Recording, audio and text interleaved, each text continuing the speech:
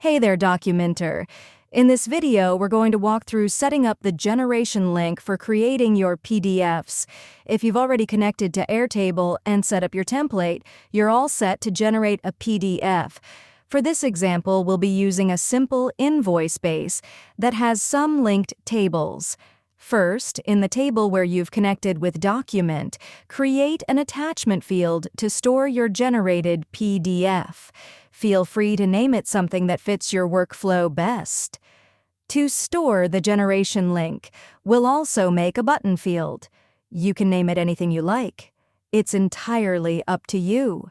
Now let's generate that link. Head over to the template builder and click on Add Formula in the Airtable connection. Then select the Generation Link option. Choose your attachment field and click on Generate Link. Voila! The link will pop up for you to copy.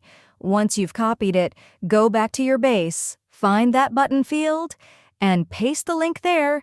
Don't forget to hit save. And there you go. You're all set to easily generate your PDFs. Enjoy!